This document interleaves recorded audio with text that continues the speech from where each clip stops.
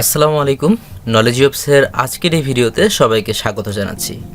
এক মাস পরেই বিশ্ববিদ্যালয়ে চান্স, আসলে কি সম্ভব? প্রশ্নটা হচ্ছে কিভাবে সম্ভব।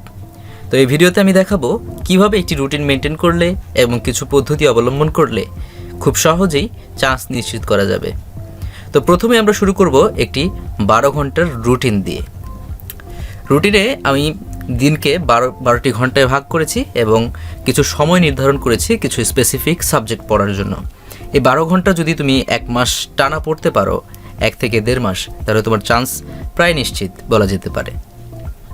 তো আমার রুটিনটা হচ্ছে সকাল 6টা থেকে অর্থাৎ ভোর 6টা থেকে 8টা পর্যন্ত ইংলিশ, ভোকাবুলারি এবং রিটেন পার্ট পড়ার জন্য, সকাল 9টা থেকে 12টা পর্যন্ত ইংলিশ গ্রামার অংশের জন্য, দুপুর 2টা থেকে 4টা পর্যন্ত বাংলা, 6টা থেকে রাত 9টা পর্যন্ত সাধারণ জ্ঞান, রাত 9:30 থেকে 10:30 পর্যন্ত বাংলা লিখিত অংশ এবং 10:30 থেকে 11:30 পর্যন্ত রিভিশন এবং তারপরে ঘুম। 6 ঘন্টা ঘুম এবং মাঝখানে প্রত্যেকটা 5 ওয়াক্ত নামাজ এবং 3 বেলা খাওয়ার সময় এবং প্রয়োজনীয় গোসল করা এবং অন্যান্য কাজ সারার জন্য প্রয়োজনীয় সময় বের করা যাবে। তো এই রুটিনটি যদি তোমরা মেনটেন করতে পারো তাহলে তোমাদেরকে খুব বেশি কষ্ট করতে হবে না চান্স পাওয়ার জন্য। তো এই রুটিনটি তোমরা ফলো করতে পারো কিংবা নিজেদের মতো করে 12 ঘন্টার একটি রুটিন তৈরি করে নিতে পারো নিজেদের সুবিধা মতো সময় অনুযায়ী। তো এরপর আমি দেখাবো যে ভর্তি পরীক্ষার এই শেষ মুহূর্তে কোন বিষয়গুলো খুব মনোযোগ দিয়ে পড়তে হবে, কোন বিষয়গুলো বাদ দিতে হবে এবং কোন পদ্ধতিটি অবলম্বন করতে হবে। প্রথমেই আমি সাধারণ জ্ঞান নিয়ে আলোচনা করব। সাধারণ জ্ঞান নিয়ে ইতিপূর্বে আমি আলোচনা করেছি এবং বেশ কিছু টপিক সিলেক্ট করে দিয়েছি, কিন্তু আজকে আমি টপ 12টি টপিক উল্লেখ করব যেই টপিকগুলো পড়লে নিশ্চিত পরীক্ষায় কমন আসবেই এবং যেই টপিকগুলো থেকে প্রতি বছর কিছু না কিছু প্রশ্ন থাকেই। সেই টপিকগুলো হচ্ছে চলচ্চিত্র, জাতিসংঘ, বিভিন্ন উন্নয়নমূলক প্রকল্প, বাজেট, দেশের এবং বিশ্বের প্রথম যে কোনো কিছু, ঢাকা বিশ্ববিদ্যালয় সম্পর্কিত প্রশ্ন, যুক্তরাষ্ট্রের নির্বাচন, কোভিড-19, আন্দোলন, যুদ্ধ, বিপ্লব, জাতীয় বিষয়াবলী, সংবিধান এবং নোবেল পুরস্কার। এই 12টি হট টপিক পড়লে তোমরা নিশ্চিত পরীক্ষায় কমন পাবেই। তো এই সাজেশনটি শুধুমাত্র ঢাকা বিশ্ববিদ্যালয় নয়, অন্য যে কোনো বিশ্ববিদ্যালয়ের প্রস্তুতির ক্ষেত্রে কাজে দেবে। এবার আলোচনা করব বাংলা অংশ নিয়ে।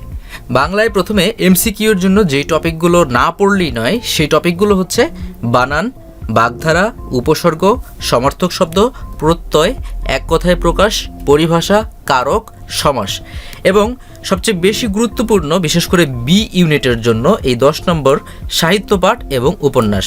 বি ইউনিটের বেশিরভাগ প্রশ্নই বাংলা থেকে আসবে, এই সাহিত্য পাঠ এবং উপন্যাস তথা বাংলা প্রথম পত্র থেকে। এবং ডি ইউনিটের জন্য এই বাংলা যে ব্যাকরণ অংশটি রয়েছে সেই অংশটি সবচেয়ে বেশি গুরুত্বপূর্ণ। এরপর আলোচনা করব বাংলা লিখিত অংশ নিয়ে। বাংলা লিখিত অংশ থেকে যেই প্রশ্নগুলো আসবেই সেই টপিকগুলো হচ্ছে অনুবাদ, বাক্য গঠন, অনুচ্ছেদ রচনা করা এবং সৃজনশীল প্রশ্ন। বিশেষ করে বি ইউনিটের জন্য এই সৃজনশীল অংশটি বেশি গুরুত্বপূর্ণ এবং এই সৃজনশীল অংশটি আসবে হচ্ছে বোর্ড বই থেকে। এরপরে আমরা আলোচনা করব ইংরেজি নিয়ে। ইংরেজির যে টপিকগুলো সবচেয়ে বেশি গুরুত্বপূর্ণ সেই টপিকগুলো আমি এখানে উল্লেখ করেছি। সেগুলো হচ্ছে word meaning, synonyms, antonyms, idioms and phrases, prepositions, parts of speech, changing sentence, sentence correction, comprehension এবং 9 নম্বরে রেখেছি টেক্সট বুক। এই টেক্সট বুকটা মূলত যারা বি ইউনিটে পরীক্ষা দিবে তাদের জন্য সবচেয়ে বেশি জরুরি এবং বাকি যে টপিকগুলো আলোচনা করেছি এই টপিকগুলো সবার জন্যই গুরুত্বপূর্ণ। এখন ইংরেজি রিটেন অংশ নিয়ে আলোচনা করব। রিটেন অংশের জন্য যেই বিষয়গুলো মাস্ট পড়তেই হবে সেগুলো হচ্ছে ট্রান্সলেশন। ট্রান্সলেশনের সবচেয়ে বেশি গুরুত্ব দিতে হবে, কেননা এটি বাংলা এবং ইংলিশ উভয় সাবজেক্টের জন্যই সবচেয়ে বেশি জরুরি। এরপরে রয়েছে শর্ট প্যারাগ্রাফ, অর্থাৎ যে কোনো টপিকের উপর প্যারাগ্রাফ আসবে এবং আরেকটি রয়েছে ফিল ইন দ্য গ্যাপ। তো এই হচ্ছে ইংরেজি। এই টপিকগুলো পড়লে মোটামুটি প্রশ্নগুলো কমন আসার সম্ভাবনা সবচেয়ে বেশি।